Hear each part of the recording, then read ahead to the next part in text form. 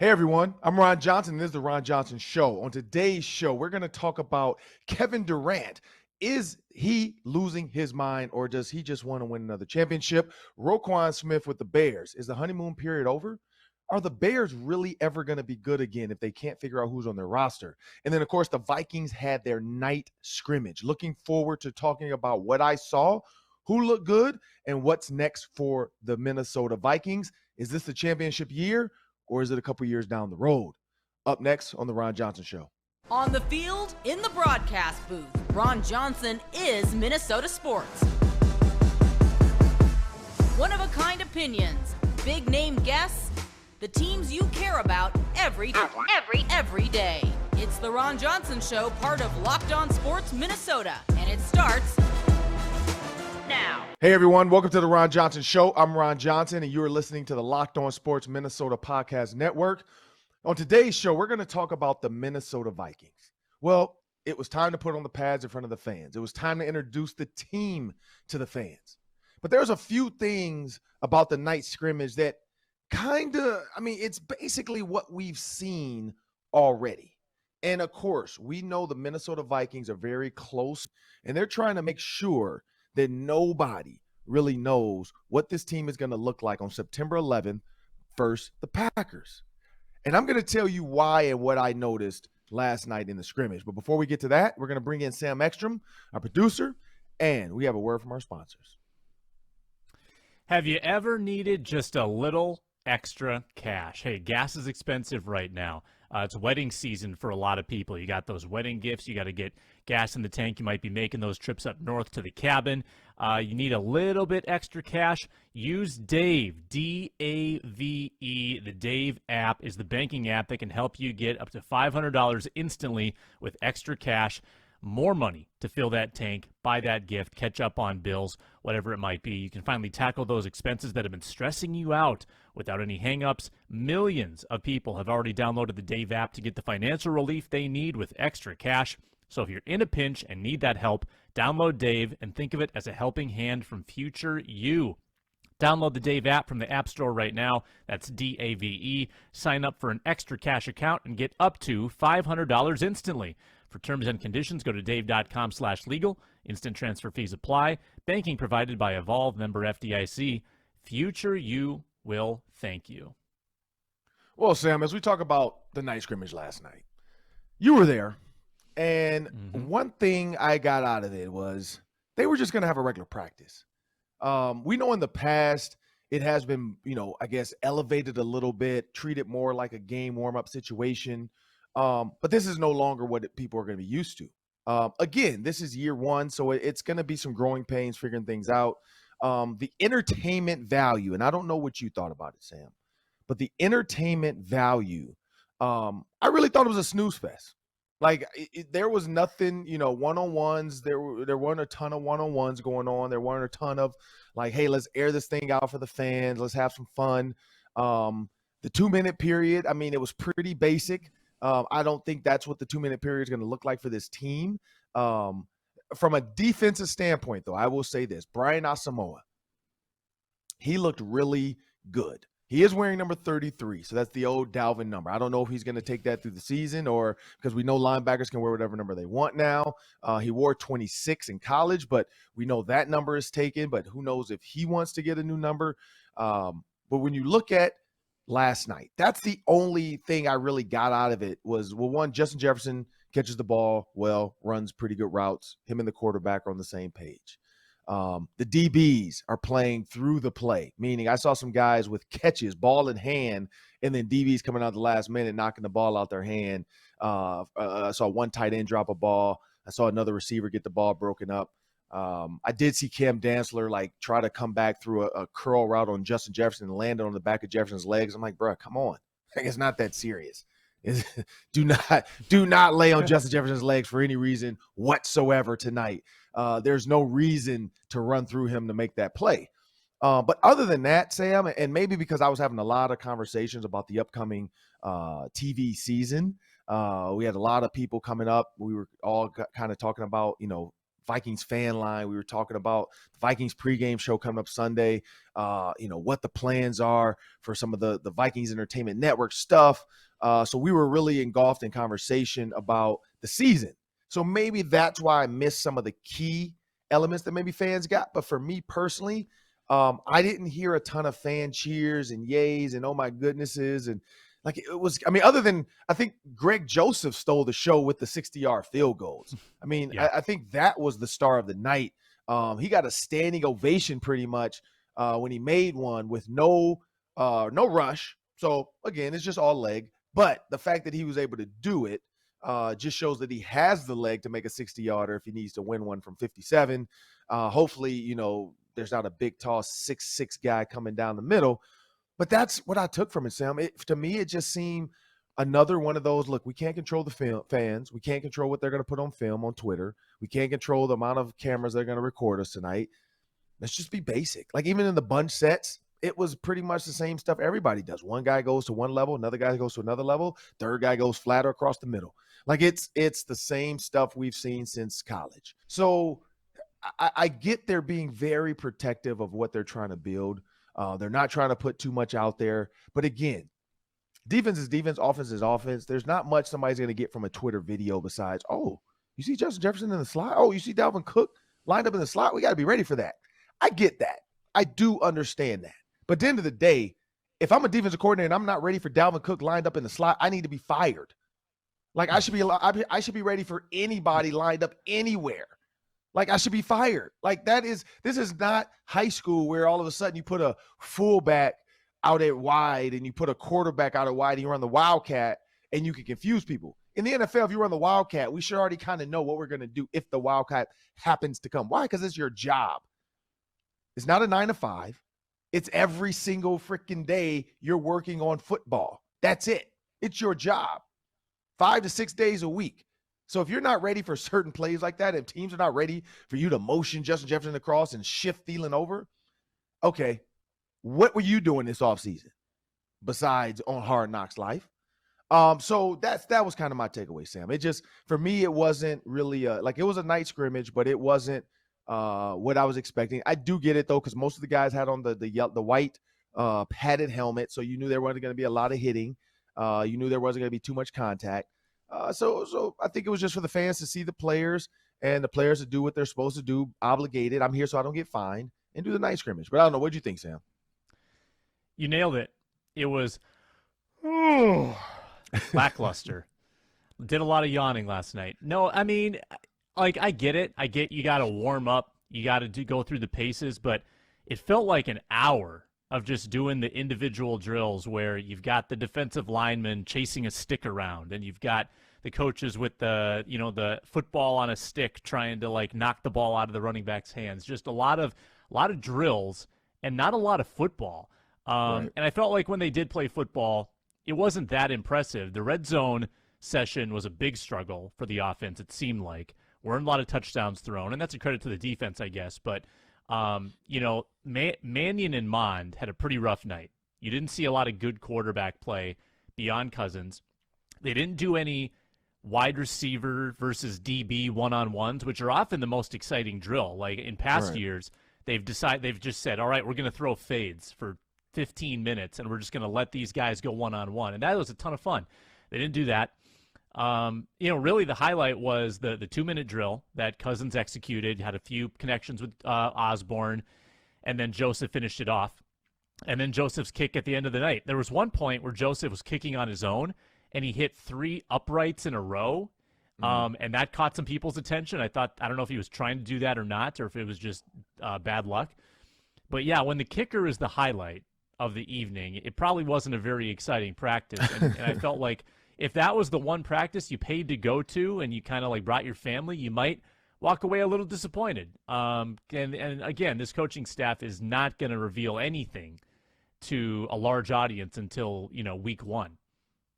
Yeah, and so I get it. I completely understand. Even after my conversations for most of the night, because again, when I heard 7:30 start, I was thinking by the time I get there at 7:25, players are pretty much coming out, warming up. They've already warmed up inside a little bit, stretched, and done the indoor, and that's what I think the pass was kind of like. It was a little bit more indoor workout, warm up, stretch, be ready to go, because at Horn, we're going through periods. So period 1 is going to be individual. And then period 2, usually right away, it was right to one-on-ones. And you're right. It was right to one-on-ones. Running backs versus tight ends. Running backs, tight ends versus linebackers, receivers versus DBs, and offensive defensive linemen, like off in the corners, doing some one-on-one drills. And then you would come together for 7-on-7. And that's all the skill guys on one side. Then offensive line, defensive line are still over there doing their deal, whether they're split up now and they're kind of working their own stuff. But now 7-on-7 is what people want to see. They want to see the quarterbacks air it out. They want to see receivers run routes. They want to see some of the big plays. And you don't have to show the fans a lot to still run 7-on-7. But at the end of the day, they're going to have to do stuff this weekend on Sunday. So why not push it to the limit a little bit? And not to say if injury's coming, it's coming. But sometimes if your body's going to give out, it's just going to give out. That's what I've learned about life, God. Like, nobody's trying to do anything, but your body is just on its own clock. It's going to happen when it's going to happen. If you're going to blow your back out, you're going to blow your back out. It's going to go out. Like, it's going to happen. If you're going to twist your ankle and you play basketball enough, you're going to twist your ankle, unless you really just protect it, put an ankle brace. Like, stuff's going to happen when it's going to happen, and that's the tough thing about it. It's about resilience and what's to bounce back, And so that could have been part of it too. Let's make sure we don't get our guys hurt. Let's get through this night, walk away from this, everybody's healthy, so that we can get a Tuesday, a Wednesday, and a Thursday practice in, Friday walkthrough, and then let's get on this plane Saturday and go down to Vegas. Stay out of trouble, because you don't play till 2:30, whatever that is. Well, 1 o'clock their time, I think, or something like that. But you don't play till 1, so stay out of trouble. Veterans, we know you're not playing. Some of you guys already been told you're not going to play, so stay away from the table. If you want 10, 15, 20 minutes, I get it. But stay out of trouble. We don't need fans posting videos of you at the roulette table at midnight. But we know it's going to happen, whether it's a private room or something. Like, we know some guys with some millions are going to reach out. Hey, man, let's get a poker game. Let's get some private poker guys that we know to play poker, because we're not playing tomorrow. But yeah, stay out of trouble. Don't get in trouble when we get to Vegas. And let's go play a game and try to figure out what this roster is going to look like. But I think all through preseason too, I think it's going to be plain. I think it's going to be vanilla. I think the plays are going to be pretty vanilla. We're not going to see a ton of stuff. They're just going to work their stuff to see who can just play football. And that's what we're going to get. Same with the defense. We're not going to see weird, crazy shifts and blitzes and moves. You're going to see guys just lining up. Here's our 3-4 defense. This is what we're going to look like. I get it though. And that's what it is. But Sam, as we jump into this next topic today, and you talk about the Bears, and you look at Roquan Smith requesting a trade. Not just him. You got Kareem Hunt. You had Kyler Murray at one point. You got a lot of guys across, and you got some guys that actually made it work for them. You got A.J. Brown, Marquise Brown. Like, a lot of guys wanted to force their way out of their team this year. What should the Vikings feel about this? I mean, is this trouble in paradise? Was it Matt Eberflus? Is he the guy? I don't even understand his name. Nothing against his name. Doesn't feel like an NFL coach's name to me. But that's just me. Give me the O'Connells. Give me the Belichicks. Eberflus? Sounds like a chemistry teacher. But that's just me, Sam. But when you're looking at Roquan Smith wanting to get traded, we're going to talk about that. But before we do, we have another word from our sponsors. BetOnline.net, Ron. They're the fastest and the easiest way to check in on all your betting needs. Find all your favorite sports and events at the #1 online source for odds, lines, and games. You can get the Vikings-Raiders line there right now for Sunday's game. Find reviews and news of every league, NFL, NBA, NHL, golf as well. They're a great online resource for all your sports wagering information. Head to BetOnline today or use your mobile device to learn more about the action happening. BetOnline, where the game starts. Yeah, Sam, so as we jump into this, I named all the guys that have already requested trades this year. You now looks like Sam Darnold might be on the trade block. Dumb trade if they do it, because if they're on the hook for money, might as well just keep him as a backup in case Baker Mayfield does what Baker Mayfield does towards the end of the season. But Baker Mayfield in Carolina seems like he's the #1 guy right now. He has the edge. He's the guy. He's the guy. He's a vet and he's younger, so he's better than their draft pick as far as veteran caliber, and he's younger than Sam Darnold. So he's kind of the best of both worlds for them. Like, hey, we made an easy trade for a guy that's trying to prove it. He's on a prove it year. So he's really going to hone in on what we're trying to get done here. And maybe he's their guy. I mean, I look at Tannehill. Ryan Tannehill was written off in the NFL at first. He gets put into or introduced into an offense that is just built for him, meaning I can run the ball when I want to as a big, tall, fast quarterback.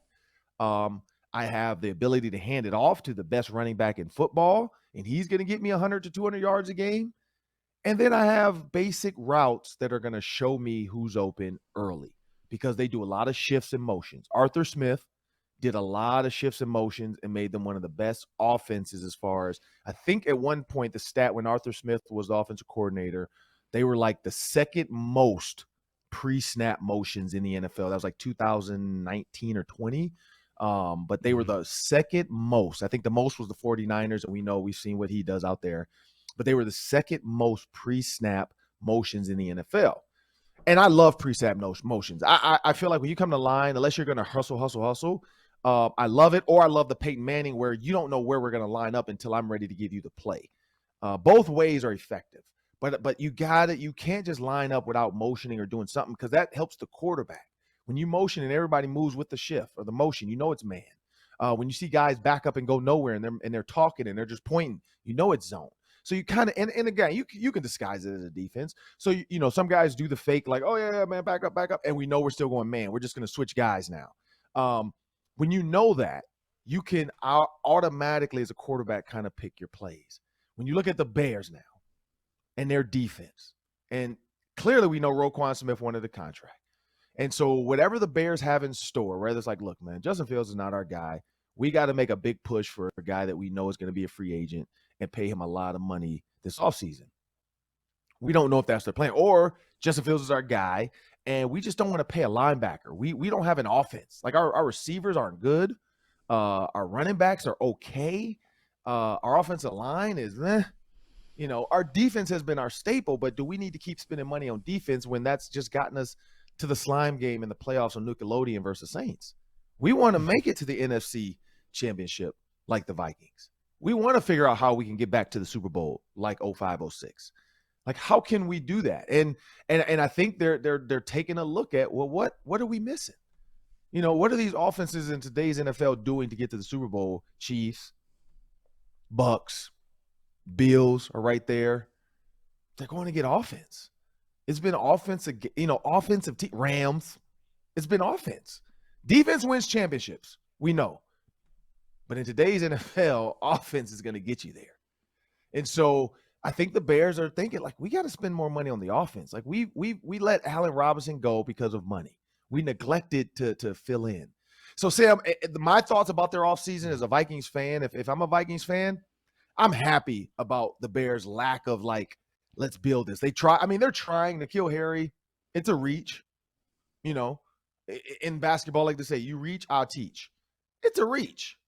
I think they're going to learn their lesson. N'Keal Harry was a reach. I don't think he was the guy, and he's already hurt. So hopefully he can get back and show them maybe he's the guy. But I don't think that's the player for that team. Justin Fields had Chris Olave. He had Garrett Wilson. I mean, he had some dogs. He played with McLaurin. Like, he played with some absolute dogs. You got to go get him one of those guys. But that's where I feel like I think the Bears have a ways to go as far as offseason moves next year, and maybe not signing another defensive guy to a big contract is part of it. Like, they already let Khalil Mack go. Like, they're showing you what they're doing. They let Khalil Mack go, and they're like, look, if you want to go too, go. Like, we're going after our offense. We need to build this offense up because that's what this NFL is about today. I don't know. What do you think, Sam? I think the Bears are going to be interesting to compare for the next several years because there was a day or two, Ron, where it looked like the Vikings were going to sign Ryan Poles, the GM, and then he ended up going to Chicago. He chose Chicago over Minnesota. So looking at the Bears kind of tear it down, that's a look at what could have happened here in Minnesota. If Poles was in charge, that might have been the way it goes. And when you have a GM who comes in, who's trying to shake things up more than Kwesi has, you're going to have people that are disgruntled. It's not uncommon for a new regime to come in and rattle some cages. I look at the Bears roster. I look at first of all, their moves this offseason. They lose Robinson. They lose James Daniels. They lose Balil Nichols, Akeem Hicks, Jakeem Grant. And I don't see a lot of talent coming in. I mean, they have really depleted the talent pool on that roster. They're not paying a lot of guys. I mean, they're paying Robert Quinn, Eddie Jackson, and Cody Whitehair like $10 million or more. Otherwise, there's not a lot of money on their books. This seems like a teardown for the Bears. They might be starting from square one, and we don't even know if they have the quarterback yet. We don't know if Justin Fields is going to be the guy. So if he doesn't work out this year, they might have to find another quarterback next year and completely start from scratch. So the Bears are arguably behind the Lions, Ron, in the rebuild stage. They could be easily a last-place team this year, the way I'm reading it, unless Justin Fields shows that he's taken a gigantic step. That's the only way I think that they're remotely competitive. Yeah, I mean, I agree. Like, I do agree with that. Like, I look at the Lions. I look at the Bears, and I think the Lions, the only reason the Lions are getting the edge, and Steve Jordan made a great point about this yesterday, Dan Campbell.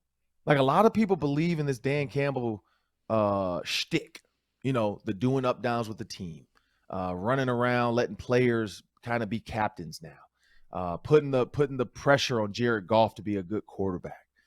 You haven't seen that in Detroit since way back when. I mean, it's been a while because, like, Matthew Stafford, we knew what he was, but then other than that, it was let's go get a ton of receivers and let's try to make this thing work. But as far as like the quarterback really has all the pressure, meaning Matthew Stafford always had pressure, but everybody knew Stafford was good. So there was never really pressure there. It was these coaches suck or this organization is trash. That was the two narratives. It was never Matthew Stafford's fault, in my opinion, from the media. Like, it never was like, man, Matthew Stafford cannot get it done. He's not good. Like, it was always Matthew Stafford is good, but this team like finds ways to screw up. Like, they sign one too many receivers and not enough DBs. Or they sign one too many of this, but not enough offensive linemen. Like, it was always something they were making mistakes with. But now Dan Campbell kind of comes in like, look, we're just going to spread the wealth out amongst all our positions. We're going to be very even keel, but we're going to have the heart of a lion. We're going to go out and we're going to be blue collar. We're going to bite your kneecaps. We're going to fight, scratch, and claw to the end. I mean, that's what he's trying to get these guys to do. You see Jamal Williams break it down and cry. He's giving a speech and he's saying, I want this so much, man. I saw the win total last year and I'm crying, man. I love you guys. I want to win. Now, I don't know if he's doing that for Hard Knocks because it seemed a little Hollywoodish, like looking into the camera and blah, like, maybe he's really feels that, or maybe it's the camera. Because I saw one of the offensive linemen when he first started crying, it looked like he was laughing a little bit behind him. And then once he realized, oh, this dude's for real, then he kind of like buttoned it up. And also probably was like, oh crap, I'm on camera. Like, I can't be laughing back here. Because we know when Kirk Cousins broke it down, people were laughing. Like, we know when Kirk Cousins tried to get the team going, people laughed a little bit in that locker room. Like, but it wasn't all on camera. Guys had helmets on, so you couldn't see it all. So, I get it. But the Bears, like I said, I think you're on to something as a Vikings fan. What I take away, here's my takeaway for this, the payoff. As a Vikings fan, fans should be very excited because you're right. Like, it could have been a teardown. It could have been, let's get rid of Hunter. Let's get rid of Barr, which they did anyway. But let's get rid of Barr. Let's get rid of Hunter. Let's get rid of Thielen. Let's get rid of some of these old expiring contracts. Harrison Smith, guys that are good, but could we go out there and save some money and maybe be better for the future and not like the immediate next 2-year future? Let's deal with Kirk Cousins, or maybe let's not re-sign him. Let's just let him go. Let's play one more year with him and be done with him. Do we sign Justin Jefferson to $200 million? Probably not. Let's not do that. Dalvin Cook, maybe. Let's move Dalvin if we can. It's a big salary. We have a bunch of young running backs I think we can get it done with. So who knows what this team would have looked like. Kevin O'Connell probably still would have been the coach, probably, I'm guessing. I think that was who they had their eye on because that's what it sounded like from everybody. It was kind of a Kevin O'Connell, like it was a match made in heaven. Kwesi was just that other piece. Like, man, these guys really fit well together. But I think between Kwesi and Ryan Poles, they both could have fit with Kevin O'Connell. They both, could move in any space, any room. But yeah, I think he would have come in and said, let's tear this down. Like, let's get an offensive line. I need to buy an offensive line. This is the part of the show I love. That's 3 questions, 3 minutes each. Sam's going to run the show, so take it away, Sam. Thanks, Ron. Maybe you saw it last night. Andrew Booth Jr. for the Vikings picked up a couple defensive pass interference flags. That's been his kryptonite during camp. He's pretty physical. He likes to talk. And that physicality has been a problem for other Vikings corners, too, like Xavier Rhodes got a lot of flags. Mackenzie Alexander got a lot of flags. Jeff Gladney got a lot of flags. So, like, a young corner is going to be a little overly aggressive. Are you concerned at all about that over physicality for Andrew Booth Jr., or do you think it's a good thing that a young corner isn't afraid to kind of mix it up and get his body in there? So practice is one thing. Guys don't really care in practice a lot of times. They really want to make the play. They know it's not going to hurt them. They're testing their limits of their body. Like, if I react at this speed, how long does it take me to get to the ball? Okay, yep, I ran through them, so now I got to dial it back just a half second. Receivers are the same way. You'll see receivers try different moves, different things off the line, and then they'll be like, oh, that took way too long. I got to switch that up. It's got to be bop, bop, and not bop, bop, bop, bop, bop. So there's a method to the madness. I'll also say this. Back in the day, there was another receiver that had to put on boxing gloves with his coach because he was way too handsy and holding, and he became a Pro Bowler in Xavier Rhodes in one of the top corners in the NFL. And so the fact that Andrew Booth Jr. is physical, that's the one thing you can't coach. You can't coach a guy on how to be physical. You can coach a guy on how to restrain himself. It's like Mike Tyson always said. There's some guys that can box, and there's some guys that can fight. You can't teach a guy that can't fight to box because he's just not. That's not him. He's not a fighter.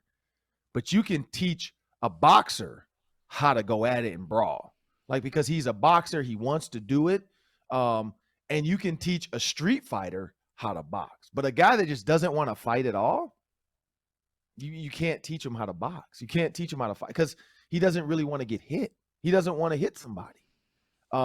That's like in football. A guy that doesn't really want to hit people, you're never going to really teach him how to tackle because at the end of the day, he's trying to find a way out of it. He doesn't want to go in there and put it and mix it up.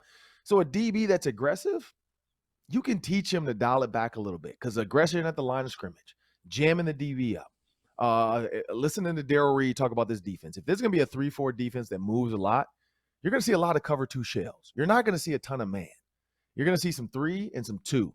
And so when you're in 2 and you're in a hard-pressed 2-man trail, you need an aggressive corner that's going to keep the receiver at the line of scrimmage to not put pressure vertically on that safety. If you miss at the line, that safety is now put in a bind where he has to get out of there to stop that hole throw, and then that leaves that middle seam open. And that's where you always see that kind of pump outside to get the DB to move, and then you come back. And then you got the cat and mouse, which I don't know if you saw the video of Ed Reed and Peyton Manning. I remember this, of Peyton Manning constantly trying to bait Ed Reed, and Ed Reed would do this move where he would reverse out, and you knew he was going to go all out for the ball, and so Peyton was betting on that.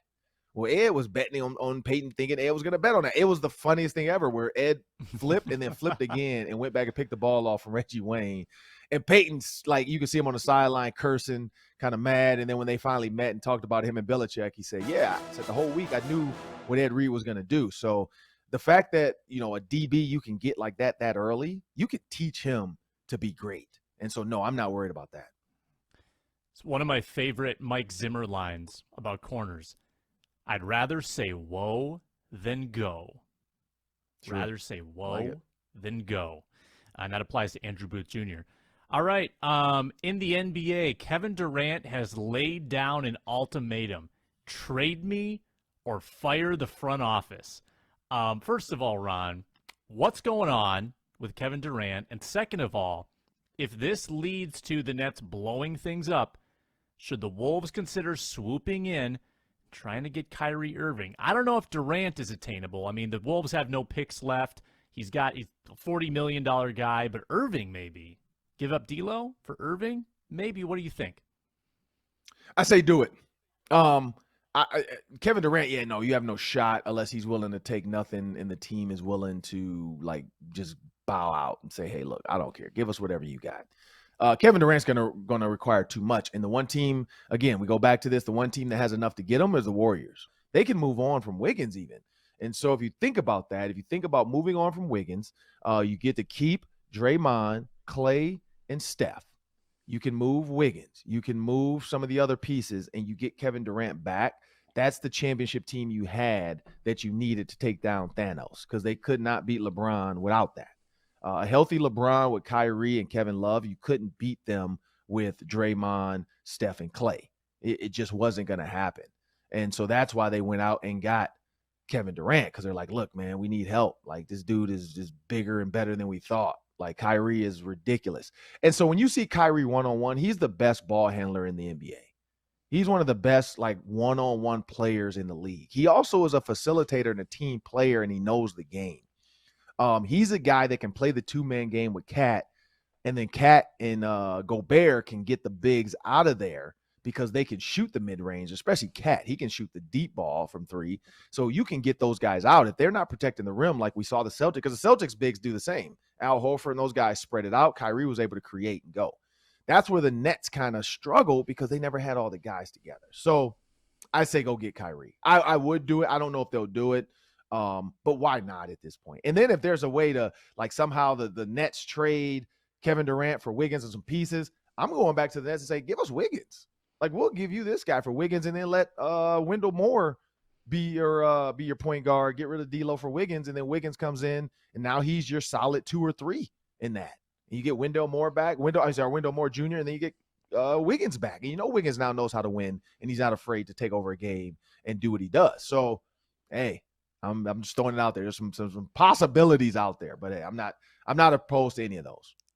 A lot of dominoes to fall here, and I think the Wolves need to be a little worried too, because if Durant and Irving are each going to get new teams, what if they end up being in the West? I mean, right now they're kind of hidden in the East. Wolves don't have to worry about them.